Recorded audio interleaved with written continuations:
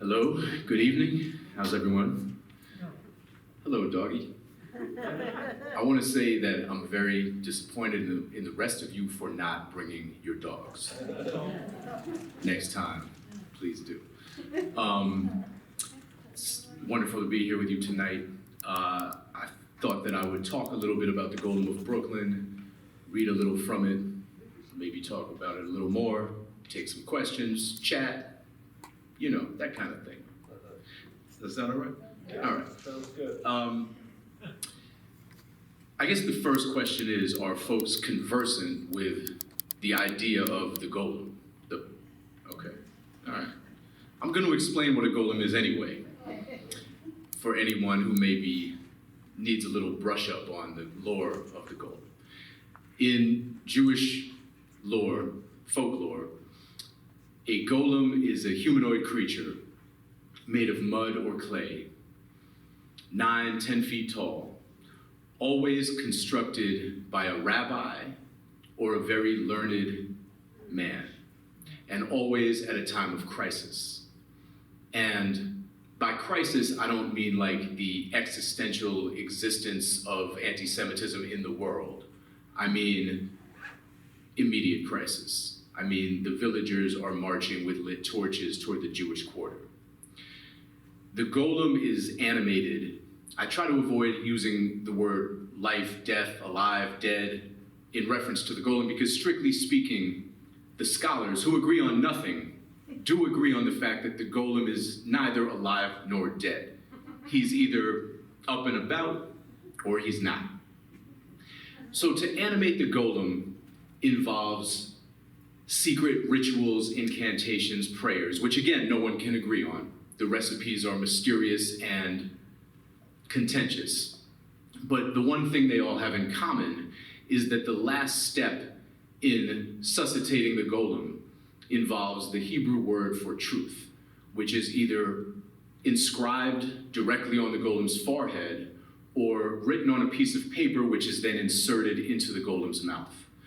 The golem then comes online, let's say. The golem does the bidding of his creator or does not. Certainly there are many tales of the golem in which he fails the test of obedience immediately and profoundly. Frankenstein's monster is certainly inspired by the golem, this notion of an out-of-control creation created by someone who is fundamentally unqualified or is fundamentally not God. Other times the golem does what he's told. Usually his task is the martial defense of the Jewish people, as was the case with the Golem of Prague, generally considered to be the Michael Jordan of golems. But it can also be something as simple as manual labor, which was the task appointed to the Golem of Helm, usually considered the Scottie Pippen of golems. When the golem's work is done, he is deactivated and returned to a state of inchoate matter, mud or clay, by the manipulation of the word truth that is on his forehead or in his mouth. The aleph is erased, turning the word truth to the word death. And that is how the golem ends his adventure. The golem of my book is a little different. First of all, he is not made by a wise, learned, religious man, nor by a rabbi. He is made by a regular schmuck, a guy named Len Bronstein, who is an art teacher in Brooklyn, happens to have a tremendous amount of clay on hand, and also happens to be extremely stoned. He manages to bring the golem online through prayers, rituals, and incantations that he finds on the internet. And when the golem comes to life, see, I'm just gonna, we'll just understand among ourselves that when I say life, I don't really mean life, but it's too hard to keep saying things like suscitate and animate. It's just too hard. I apologize. If there are any rabbis in the room, I'm especially sorry. The golem comes alive and immediately starts screaming at Len in Yiddish, which is a language he does not understand, and trashing his apartment. Len calms the golem down by putting him in front of a television which is playing an episode of Curb Your Enthusiasm. And he runs out to try to find someone to translate for the golem. The only person in his neighborhood who Len has ever heard speak Yiddish is a woman he's never met who works at a local bodega. And once when he was in there shopping, Len heard her curse out some yeshiva kids who were in there trying to buy cigarettes. So he's like, aha. We will learn that this woman's name is Miri. The reason she speaks Yiddish is that she grew up in a Hasidic sect less than a mile from here, from the location of both the bodega and Len's apartment in Williamsburg, which she left as soon as she turned 18 because Miri is gay, which is a lifestyle that does not really work in that world. So she's been on her own ever since, working in this bodega, living in the room above it. Miri is understandably not so enthusiastic about coming back to Len's. Maybe I'll just read this part. So this is chapter 4 of the book, and this was kind of a turning point for me in the writing of the book, because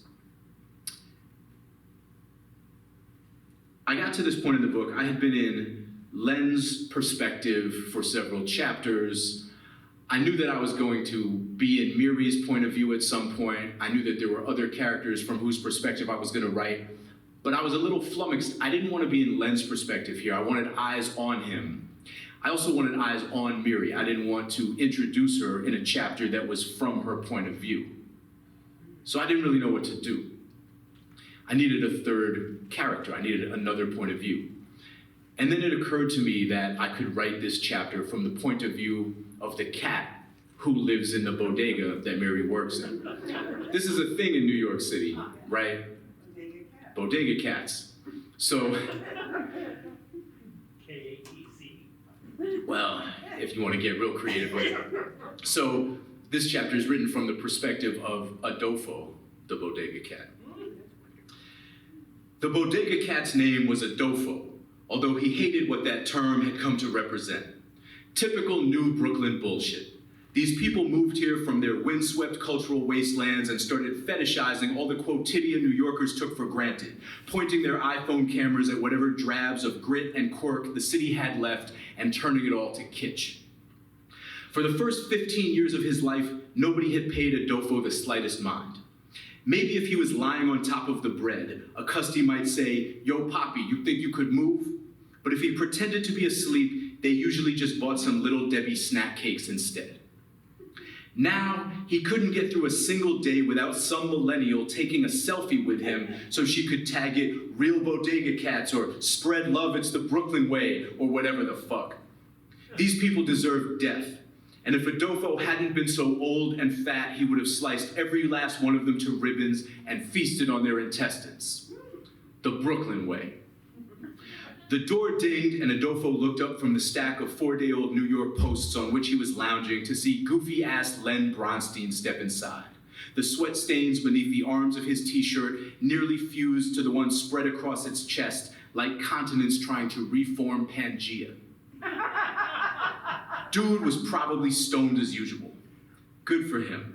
Adolfo couldn't even remember the last time Farouk and Bassam, the twin brothers who owned this place, had hit him off with any catnip. Like he had anything better to do than get blazed out of his skull and watch the block gentrify and the world burn.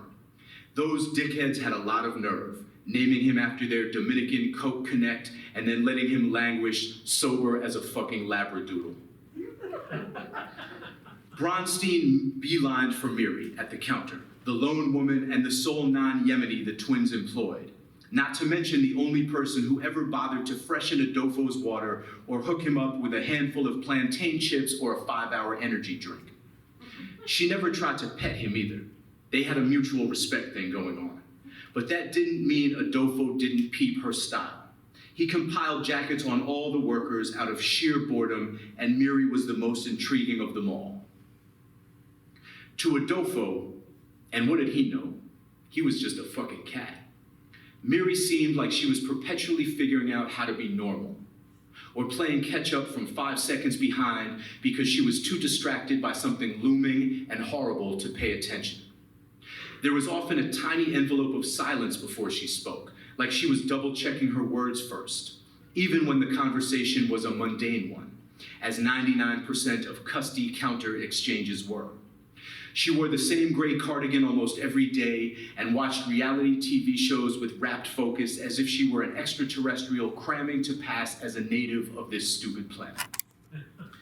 She lived in the single room upstairs, which Farouk and Bassam only rented to employees because you had to use the bathroom in the back of the bodega full of dirty mops and stacked cases of Arizona iced tea. "Hey," said Bronstein, "you speak Yiddish, right?" Miri didn't answer right away. This was the other 1%. Adolfo hopped down off the stack of newspapers. "Sorry, I was in here one time and these two Hasidic kids tried to buy cigarettes and you I don't know because I don't speak Yiddish, but it seemed like you cursed them out or something and you definitely didn't sell to them and they took off running practically." Adolfo's eyes widened. How had he slept through that? "I speak Yiddish," Miri said at last. "I grew up..." The envelope of silence came mid-sentence this time. "I speak Yiddish," she finished. "Cool, cool," said Bronstein, as if she'd asked him to reverse describe himself in 2 words. "So I've kind of got this situation. I need a translator at my place, like 8 blocks away." Miri stepped all the way back from the counter. "Better tighten it up, bro," Adolfo thought.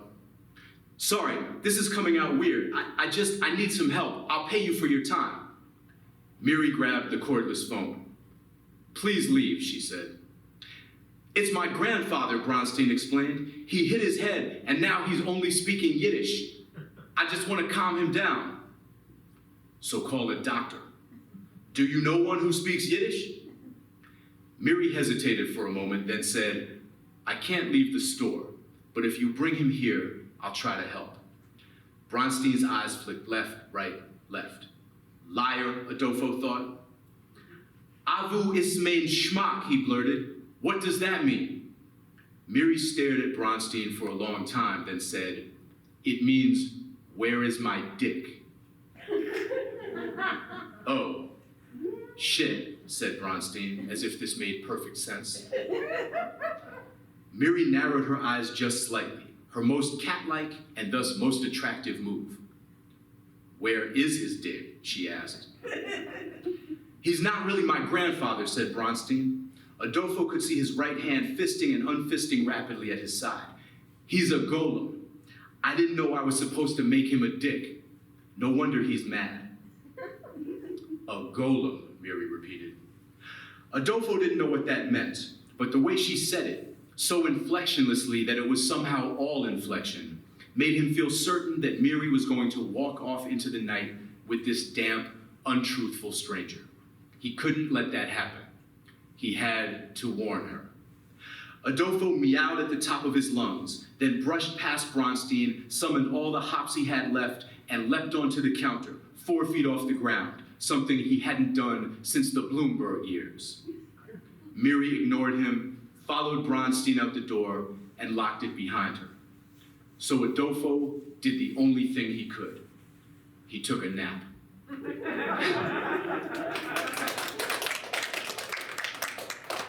So, before long, the Golem will, in fact, learn English by binge-watching Curb Your Enthusiasm after accidentally ingesting a large amount of LSD that Len's friend Waleed will give him. And at this point, we will learn a couple of important things about the Golem. We will learn that what he's largely been screaming at Len, besides "where is my dick," is "where's the crisis?" Because it's inconceivable to the Golem that he could ever be summoned in the absence of an immediate threat to the Jewish people. And the other thing we'll learn about the Golem, and this is where my Golem most profoundly deviates from all of the Golems of folklore and myth, and also of literature up until this point. We will learn that my Golem, this Golem, is a creature in possession of an ancestral memory. So Len did not make him, Len remade him.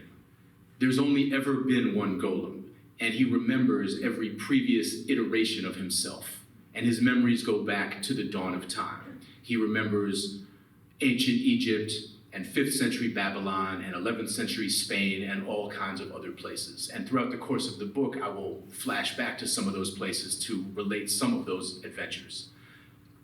And as such, because of this ancestral memory, the Golem is a repository of Jewish history and trauma, 2 words that sadly are more or less synonymous.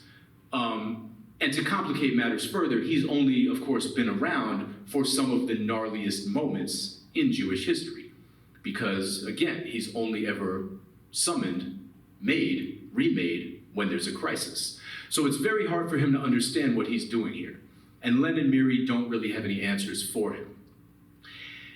We will also learn at this point that the Golem's last iteration, the last time he appeared on Earth, was in 1941 in Kiev, when he was riddled with machine gun bullets and cast into the Babin Yar Gorge, along with 33,000 other Jews murdered in a 36-hour period at the beginning of the war, during the period of the war known as the Holocaust by bullets. This is his last memory. So the Golem is, among other things, unaware that the Holocaust happened. Len and Miri have to explain that to him, which I somehow thought would be a funny scene. I don't know what I was thinking. The last person who made the Golem in 1941 was the Grand Rebbe of a Hasidic sect, who died that day along with almost all of his descendants. In real life, there were 25 survivors of that massacre. In this book, one of them is the 7-year-old grandson of the Grand Rebbe, who is then smuggled out of the country, eventually makes his way to New York, and is now the 88-year-old Grand Rebbe of the sect in which Miri grew up and has recently escaped. So the Golem, when he pieces this together, demands to see the Grand Rebbe. His logic being that he was never properly unmade, and if the person who made him is dead, but that person's grandson is still alive, he works for that guy. This is also largely the Golem's way of not wanting to work for and refusing to work for this putz who actually made him just now. He wants very little to do with Len. This reunion is, of course, very awkward for Miri. A bunch of other stuff happens. But eventually, after various adventures and misadventures, in answer to the Golem's persistent questions about the nature of this crisis, where it is and what it is, Miri shows him on her phone footage of the 2017 Charlottesville Unite the Right, Jews will not replace us, tiki torch protesters, marchers, assholes, whatever you want to call them. She's like, right here. Here's the crisis. You want to know who's trying to kill the Jews? It's these guys. And it so happens that in a few days' time, a similar rally is scheduled to be held in the town of Wagner, Kentucky, which I made up. Kentucky is real. It is called the Save Our History's Future Rally, and it's going to attract a similar swath of the extreme white nationalist movement. The Golem is like, now we're getting somewhere. Take me there. Len, Miri, and the Golem set out in a stolen SUV that once belonged to the Grand Rebbe. It only occurs to Len and Miri when they're halfway there at a rest stop in West Virginia to drill down a little deeper on what exactly it is the Golem intends to do. So they get out of their car in this parking lot and they're like, you're just gonna scare them, right? The Golem is like, no, the Golem gonna kill everybody. Len and Miri are like, whoa, no, you can't do that. That is not the plan. That will trust us, that will not be good for the Jews. The Golem is like, this is not a hard concept to understand. I'm a Golem, I protect the Jews. This is the plan. They're like, look, you can't do that, and if you won't listen to us, ask anybody. There's gotta be somebody you'll listen to. You wanna ask the Grand Rebbe, ask Waleed, ask Larry David, they'll all tell you the same thing. Who will you listen to? The Golem is like, Mike listened to Larry David. They're like, well look, we can't actually get in touch with Larry David but if we could, but Miri's like, you know what, I think I found his manager's phone number. So from this parking lot in West Virginia, Miri cold calls Larry David's manager. She's like, listen, you don't know me, but I'm standing here in a parking lot in West Virginia with a real life 9.5-foot tall, 400-pound golem, and he's about to go and kill hundreds of anti-Semites at this rally in Kentucky, and the only person who might be able to stop him is Larry David. Larry David's manager is like, I love it. Pitch it just like that. So they managed to get Larry David on a Zoom call and explain the situation to him, show him the golem. Larry's like, you mean those Jews will not replace us pieces of shit? He should kill as many as possible. The golem is like, told you. So eventually, after several more adventures and misadventures, Golem splits apart from Len and Miri, but they all end up in Kentucky at this rally. And ultimately, what Len and Miri have to grapple with is a kind of moral dilemma that boils down to the fact that they really only have two choices. Inasmuch as they can influence or control the golem at all, they can either allow him to run amok and slaughter the enemies of the Jews, in which case they might be safe, but in which case they also, on some fundamental moral and spiritual level, may no longer be Jewish, may have acted in a way that is so anathema to the most deeply held values of their people, of their faith, that the thing they're attempting to protect may no longer exist. That's option one. Option two is to erase the Aleph and kill the golem. And this is sort of where we ultimately end up in the book, is with the two of them facing off on opposite sides of this quandary, neither one of them exactly where they expected to be, and with no answers. You know, in my view, the role of literature, much like the role of the Talmud, is to raise far more questions than it's able to answer. So we kind of leave them in this place of disagreement and confusion and disarray in the aftermath of violence and in the beforemath of possibly greater violence. That's sort of where things end up. So that's a little bit about the book.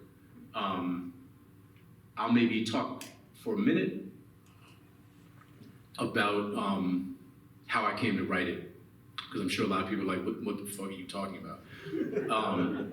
For me, a lot of the time, the spark to write a novel begins with the realization that disparate ideas that I've been sort of rolling over and turning around in my mind have some point of connection that I didn't previously recognize. So in the case of this book, on one hand, I had been toying with the simple comic premise of a golem being created by a guy who is totally unqualified to make a golem. I just thought it was funny. The idea of like a golem screaming at this guy in Yiddish and trashing his apartment and he has no idea what's happening.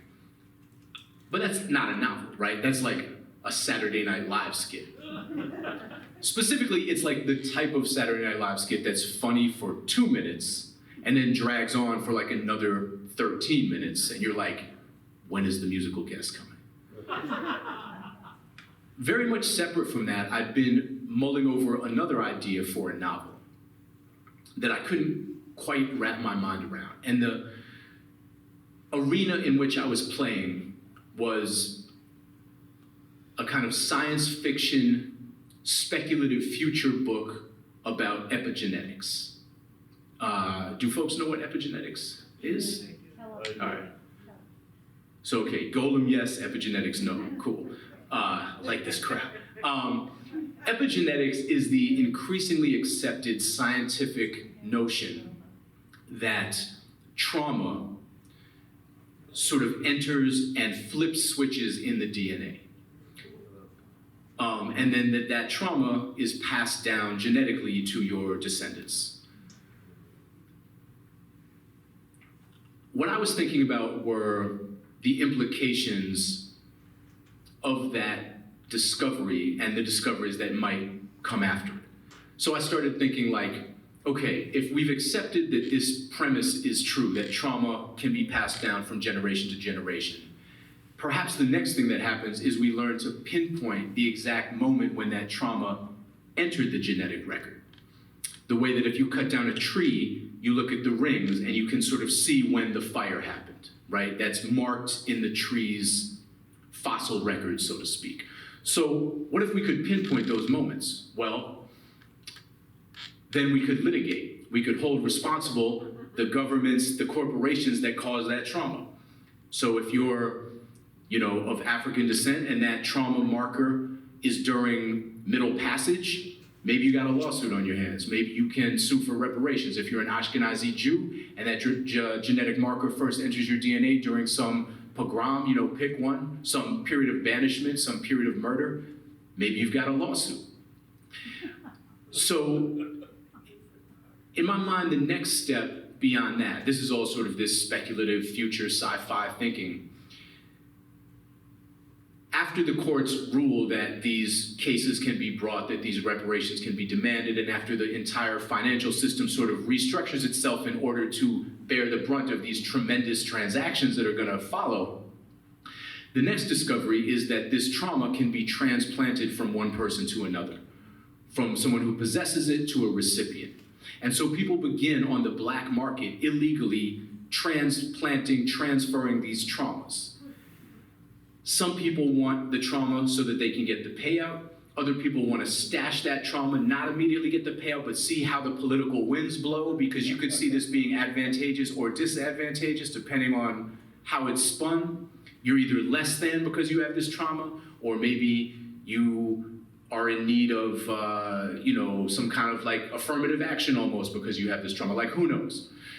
So these transplants start to happen on the black market.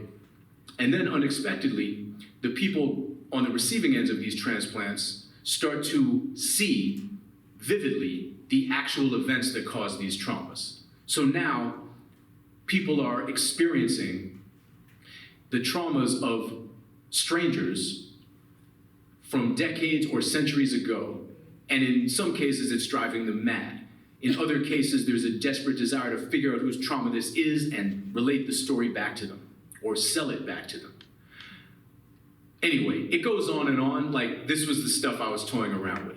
But I couldn't really figure out how to write a book about it, because what I had was a premise, and what you need in a novel is also like a plot and characters. Not to get overly technical here.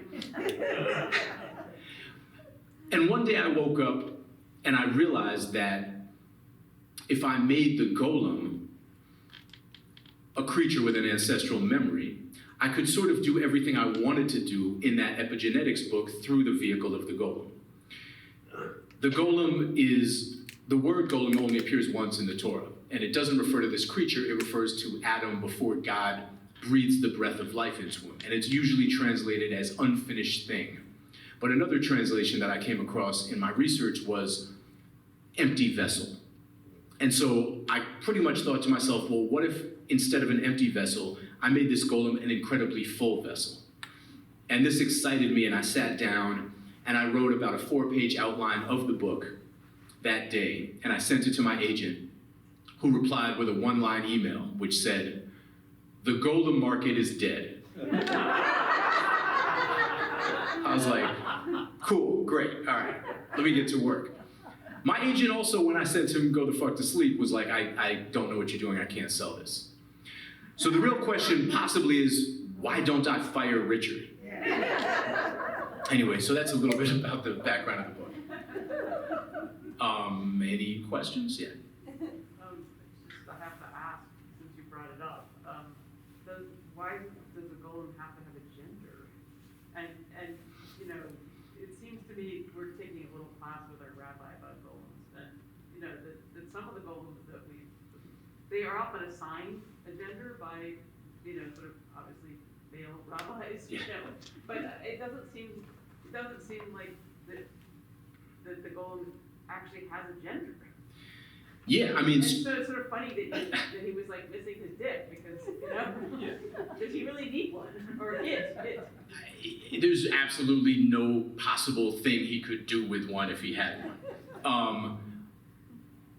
And yeah, you're right. I mean, in the lore, often, it's funny, like in a lot of the Golem stories, for every story that's like sort of big and grandiose and the Golem like goes crazy and runs amok or like defends the Jews, there's also stories where the Golem is like a side character. There's all these stories where some rabbi goes jaunting through the countryside to meet another rabbi, and that rabbi has like a Golem housekeeper. He's like, have you met my Golem housekeeper? You don't have a Golem housekeeper? You pay for housework?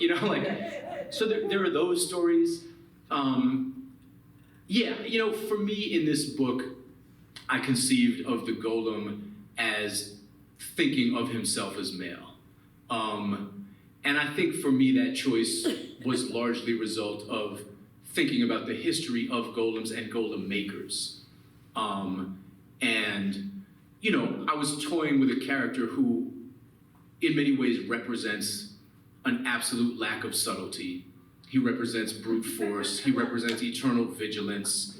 He either does what he's told or doesn't, but he's no scholar. He's no great intellect. Struck me as very male.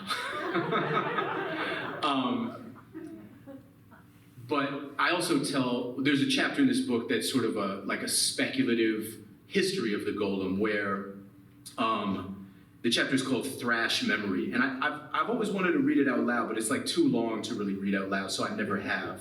Because it's just this long litany of possible iterations of the Golem. Like nobody knows, but he might have been this, he might have been that.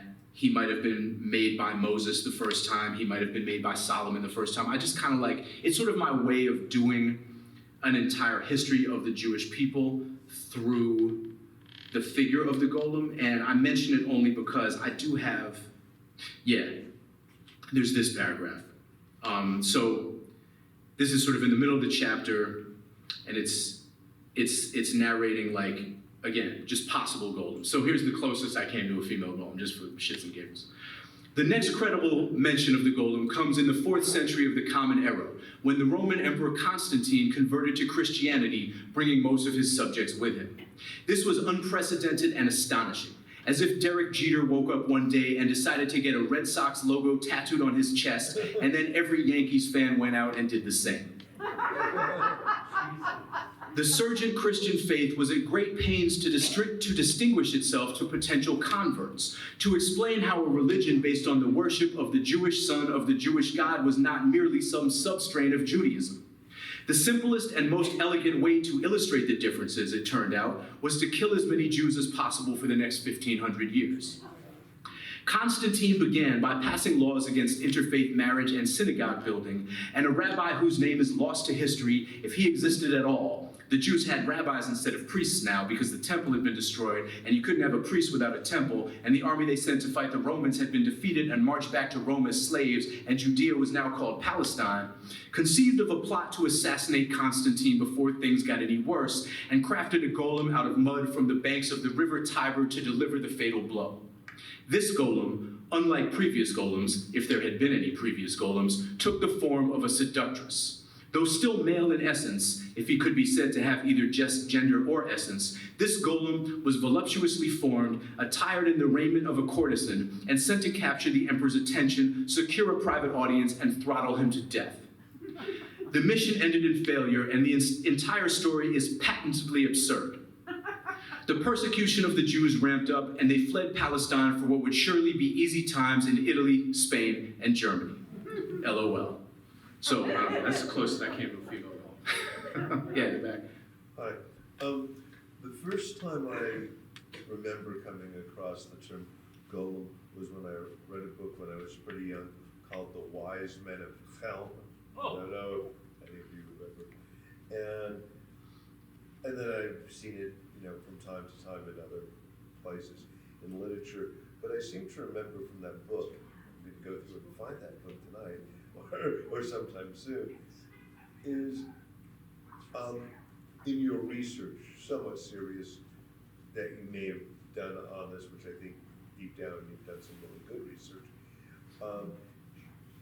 Back to that time of like the Baal Shem Tov and sort of the mystical part of Judaism when they were searching for something, and they could figure out what it was, it seems to appear more and more. That's my thesis.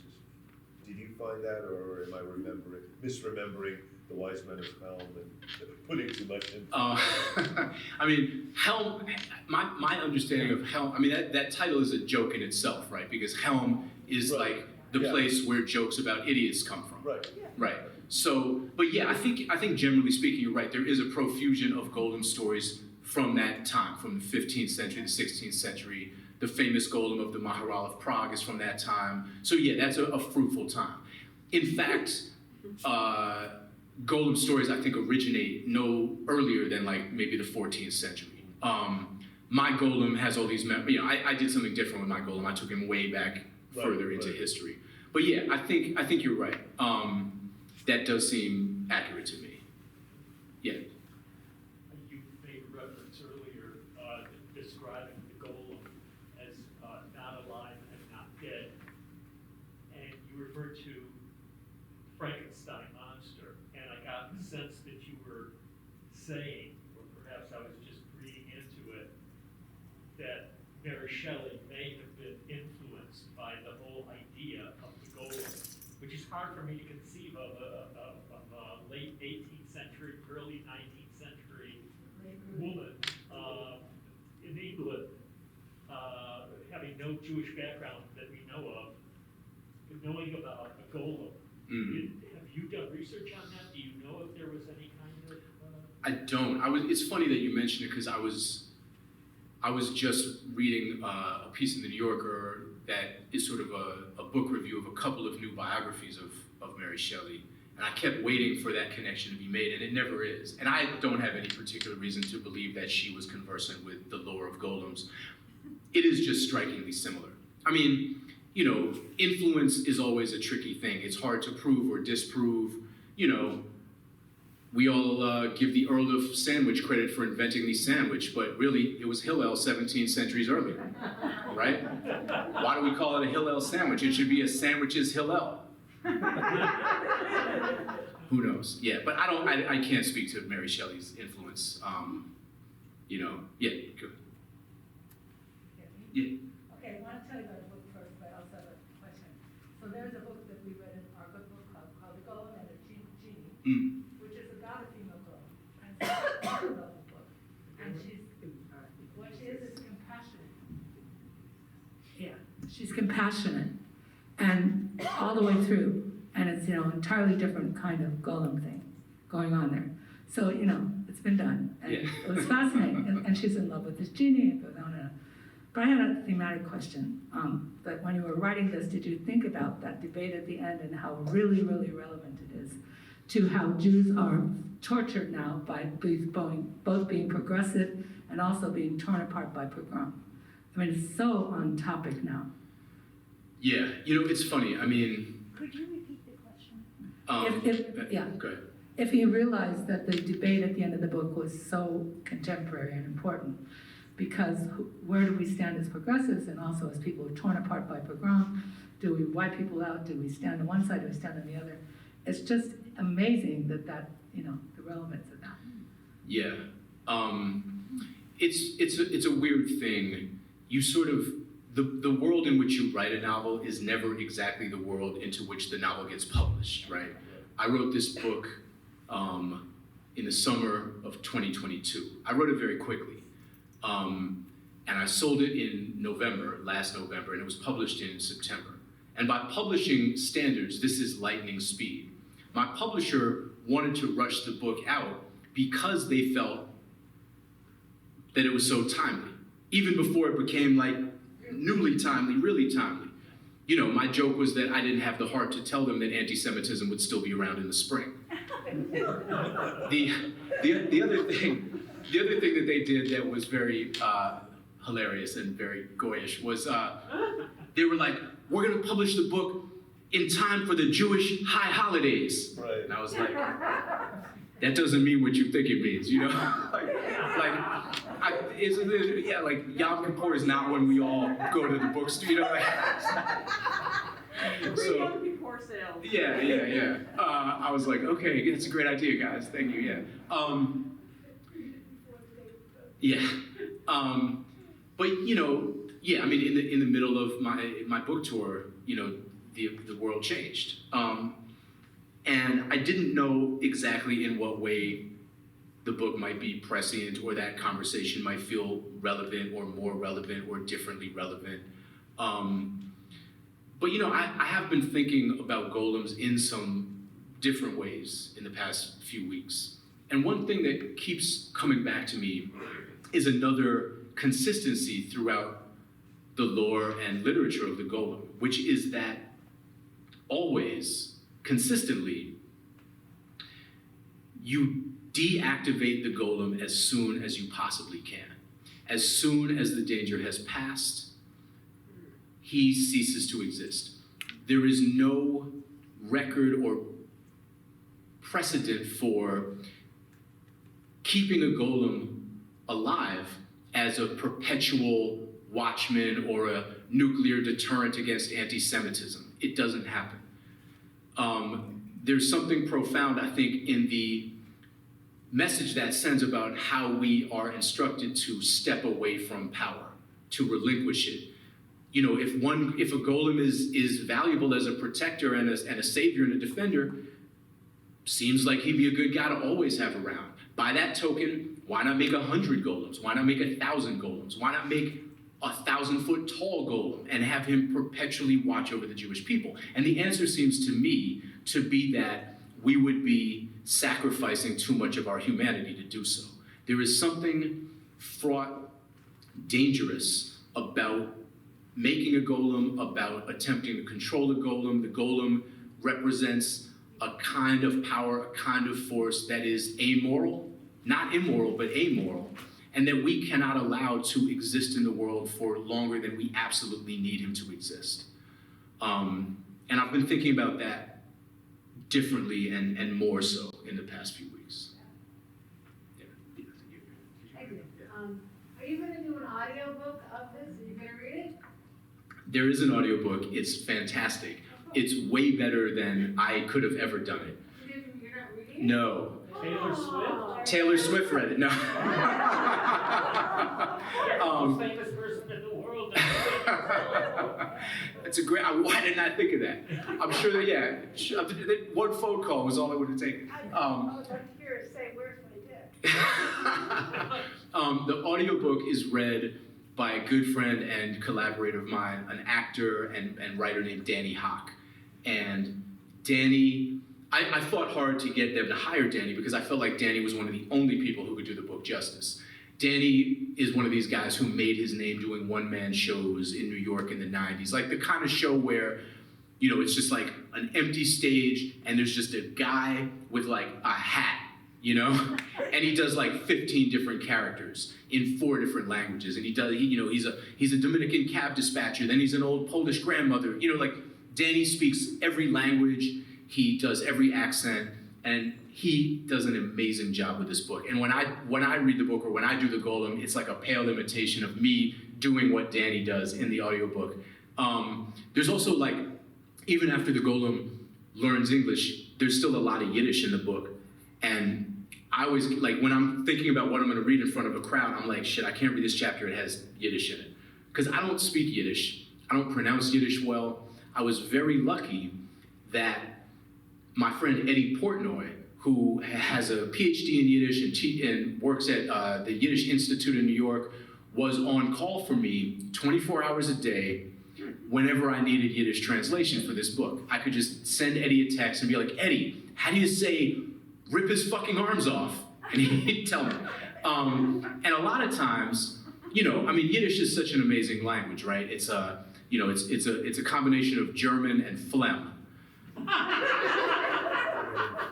It's also a language that's so rich and so evocative, and it's like 80% insults. So when I would say to Eddie, like, Eddie, how do you say abomination? He'd be like, can you be more specific? There's like 27 ways to say abomination. Is it a person? Is it a monster? Is it, what are we talking about here? So he would sort of force me to drill down on the specificity of what I meant, which was super helpful. And I wish I had someone to do that for me in English, frankly. Yeah. Yeah. Speaking of Yiddish,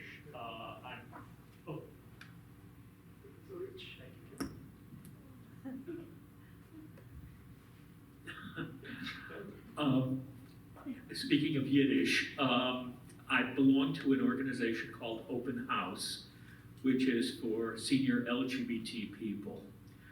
There is a class in Yiddish. I know the teacher well. Yes, this is not a joke. It is taught by a man named Armando Paone, who is an Italian Catholic. Yeah, I mean, the whole thing sounds bizarre, but Great. he speaks a Yiddish. I mean, my parents spoke it. Relatives spoke it. Everybody of that age group spoke it, but they did not speak it to their children because they did not want them to inherit all this old world stuff that forced them to come to America in the first place. That's right. I sat in on his class once. He invited me, and to me, hearing Yiddish it brings up a certain anger, because I knew my parents, my brother and I knew that when my parents started speaking it, it was to keep them between them. It was not about us, and we could leave the room and go watch TV or whatever.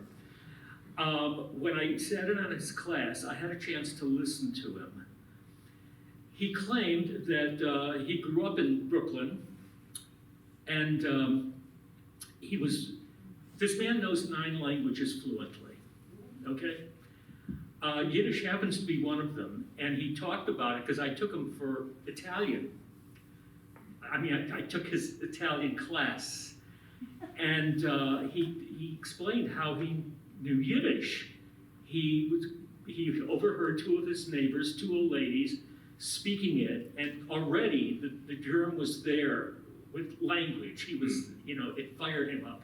And he said, "What is that language you're speaking?" And they said, "The language of our people." And he said, now he was only about 8 or 9 at the time, and he said, "Who are your people?" And they said, "The Jewish people." And he thought for a second, and he said, now this is what he said, who knows how much glorified it is, but he said, "Could I learn it?" They said, "Yes, you can, but if you do want to learn it," well, essentially they were talking about total immersion. They would only speak it. When he was around, they would not speak any English, and he would have to pick it up, which apparently he did. He must have studied it somewhere. I don't know how he did it. I didn't think that it's possible to pick up Yiddish unless you get it from your parents or your grandmother or something like that. But having sat in on his class, I can recommend to you that if you're familiar with Open House, it's at 75 Laguna. He is one of the coordinators of different programs. His name is Armando Paone. And he might be somebody you want to talk to, because he could answer a lot of your questions. I've never heard anyone speak it as well as he does, and he's not even Jewish. Wow. Yeah, no, that's great. I have similar, I remember my grandfather, who grew up in the Bronx, first generation, the whole deal. One of his old friends from the Bronx, a guy named Victor Brudney, would come over, and the 2 of them would talk in Yiddish a little bit, and Victor would leave, and I'd be like, "Grandpa, you speak Yiddish?" And he'd be like, "No." So yeah. Any other questions? Did you ever hear from Larry David? Really? So I sort of have a relationship with Larry David, because he was kind enough to narrate one of the audiobooks for a short book I wrote, a sequel to Go the Fuck to Sleep, called Fuck Now There Are 2 of You. Which in my case is an understatement, because I have 3 daughters, like a farmer and a joke. And Larry, that came about because my friend and frequent co-writer Alan Zweibel is very tight with Larry. But I think where Larry really gained a certain amount of respect for me, this is just in my head, by the way, I have no way of confirming this, but in my mind, Larry really respects me, because when he was narrating that audiobook, they asked me to fly to LA to supervise the recording session. But it was August, and I was on Martha's Vineyard, and I was like, nah. And I think, in my mind, Larry was like, I like his style. So we try, Larry was filming the next season of Curb during the time when this book was sort of in galleys, and I tried to get it to him. I was hoping he'd give it a blurb or something, but mostly I wanted to establish that he was not going to sue me. And thus far, so far so good. Yeah. Just to the gentleman's question up there, in the biography of the late Secretary of State Powell, he spoke Yiddish and he learned it by living in the Bronx. And actually, people who grew up in the Bronx, and you hear there's tons of people, if they don't speak it fluently, they understood it because so much of it was around at that period of time. Right. I mean, if you were of a certain age, you might have even attended the Yiddish theater in New York, which was incredibly robust for the first 25, 30 years of the 20th century. And I would have to imagine that plenty of Gentiles and non-Yiddish speakers were attending because it was probably the funniest thing going on in New York at the time. So probably at that point, there were like a good amount of, non-Jewish Yiddish speakers. Chicago as well. Mm-hmm. Yeah. Chicago had a huge Yiddish theater thing going on. My mother told me that she saw a production of The Heiress on the Yiddish theater, and he said the woman who played Catherine was more believable than Olivia de Havilland, who played her in the movie. It was much too beautiful, but they uglied her up a little bit, and she gave a remarkable performance. But this woman already was playing, and so this is what you're talking about. Any other questions? I just wondered whether the cat makes an appearance in later parts of the book as well. Sadly, that is Adolfo's only chapter. What's next? What is next? Well, one of the things about writing a book about a golem is that the golem is a renewable resource. Like all of the comic book characters, he never stays dead for long. So I'm sort of, to be honest, toying with a sequel to this book,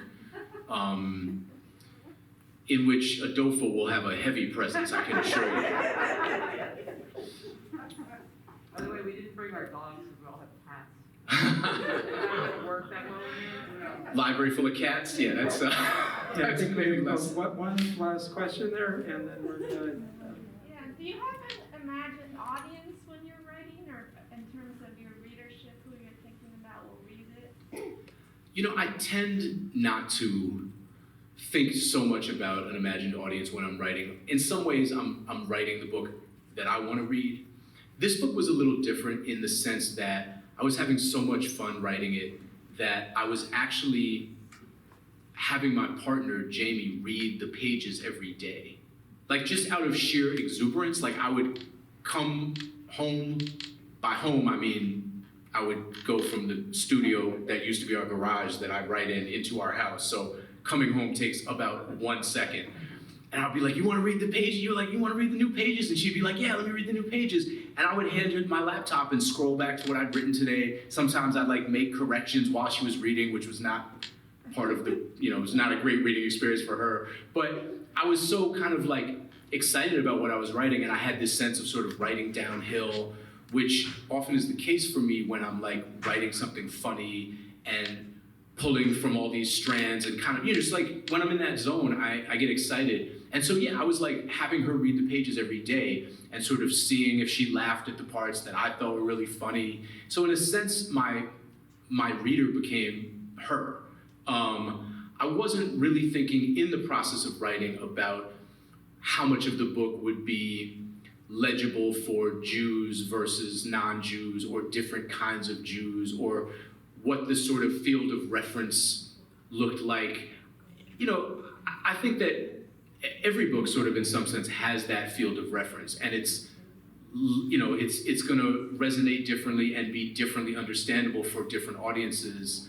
And in some sense, I've always been resistant just in my mind to thinking too much about my audience when I'm in process. And also, due to the nature of the things I've written, I feel like I've been having variations of that conversation for like 20 years, you know. In many ways, my work is very influenced by hip hop. I came up as a rapper and a DJ and a graffiti writer, and the aesthetics of hip hop are very present in a lot of the work I do, either visibly or sort of subcutaneously. So 20 years ago, the conversations were like about how much of the work was gonna be understood if you didn't get that set of references. Now the conversation shifts to like, what will you understand if you're not Jewish? What if you don't speak Yiddish?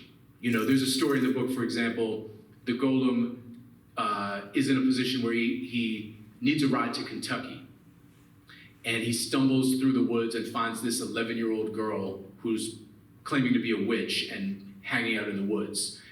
And she takes him home to try to strike a bargain with her father, by which the Golem will be given a ride to Kentucky in return for digging a new septic field for the family, which they very much need. But the problem that arises is that the Golem can't work for a Gentile. Like, he's structurally incapable of working on behalf of a Gentile. He just can't do it, much as he might want to. So the Golem is like, one of you could convert. And he's like, to be clear, I don't give a shit. We don't proselytize. This is merely a workaround. This is just a solution to the immediate problem of me digging you this septic field. And the father's like, yeah, all right, sure, I'll convert. But then the Golem tells him about circumcision. So he becomes much less enthusiastic. So his 11-year-old daughter is like, all right, I'll convert. And what the Golem does is he has her stand on one foot. Oh, yeah. Right. Everybody in this room is like, oh, yeah, okay, right? Because that's a reference that is so universal within Jewish culture. Everybody knows, probably, I don't mean to embarrass you if you don't, the story of the guy who goes around to the different sages and tries to convince them to explain the entire Torah to him or to convert him while he stands on one foot. And most of the rabbis are like, get the fuck out of here with that bullshit. Shammai even hits him with a brick. But then Hillel is like, sure, no problem, right? And basically tells him the golden rule and says, like, that's the Torah, the rest is commentary. So the Golem sort of, I'm riffing on that in the book. And some people will get it, plenty of people won't. Hopefully those who won't will still sort of understand that something's happening there.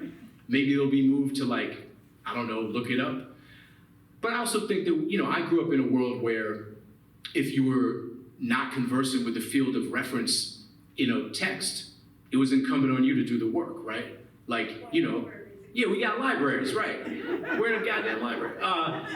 Yeah, you know, you read The Wasteland, you read Shakespeare, you got to do the work. So I think with this book and with any book, you can do the work, you cannot do the work, you can do a little of the work, you can let it wash over you, you cannot. I made the decision to fill the book with untranslated Yiddish. I don't expect most readers to be able to decipher that or to learn it as they read the book. Maybe the word schmuck, that's about it. But you know, there's something to bafflement sometimes. There's a reason that sometimes you see a movie and the filmmakers have characters speaking in unsubtitled French or Spanish or German. You're meant to be confused. You're meant to be left in the dark. So in some sense, I want the reader to let the language wash over them, let the sound, the mystery of it wash over them. I want them to be as confused as Len is most of the time when the Golem is speaking Yiddish, or other characters are when the Golem is speaking Yiddish. So I'm sorry, that's a very long-winded answer, but the short answer is no. All right, well, oh, One more? It's not, it's sort of a question. I would like to know if all of your book presentations turn into comedy clubs. I have laughed more here. I think that I've laughed in 2 weeks now. So I thank you too for that. Well, thank you for that. You know, the best ones certainly do. And I think the role of humor is incredibly important in my work and in all the work I've ever done. I'm always finding myself employing humor, deploying humor, because it brings people to the table and it disarms them and it gets them talking about things in ways that they might otherwise not. Topics that are incredibly fraught, that are complex, thorny, that people are scared of, don't want to say the wrong thing about. Humor can defuse that, and Jewish humor, I think, is particularly well equipped. You know, I did this book tour for a book called A Field Guide to the Jewish People, which I wrote with Dave Barry, who is not Jewish, and Alan Zweibel. Dave's wife is Jewish. We gave him a pass. And often, one of the questions was, well, what is Jewish humor? And the first thing I always said was, well, let's start with this. Have you ever heard anybody use the phrase Christian humor? I haven't. You know, and I think the best Jewish jokes, there's a level of incisiveness. They're very pointed, they're funny, they deploy anti-Semitism in incredibly clever ways. Like, they just do so much. Like, the best Jewish jokes are like encapsulations of an entire novel in and of themselves. My favorite, and also they're very divisive, also in like classic Jewish fashion. My favorite Jewish joke is a joke that my mother has repeatedly asked me to never tell in public again. Would you like to hear it? All right, we'll close on this. So, there's this Jewish guy, and he buys a house next door to Rockefeller. You heard this one? All right, great. And he hires the same gardener to trim the hedges. He buys a car just like Rockefeller's. And one day, Rockefeller walks out of his house, and he looks over and he sees his neighbor. And he's like, hey, you think you're as good as me, don't you? Jewish guy's like, as good as you? I think I'm better than you. Rockefeller is furious. He demands to know why. Guy's like, well, for one thing, I don't live next door to a Jew. Self-defacement. I don't know. I love that joke. Don't forget to tip your waitress. Try to feel. Yeah. All right. Well, thank you so much. This is a great presentation. And I also just want to say, I want to say what you've really done is written a book that's both really funny and really serious, and I think it's unique, and I appreciate it a lot. I do encourage you to read the book. I encourage you to buy the book. We can have it in the back there and for signing. And thanks again for everybody for being here. Thank you.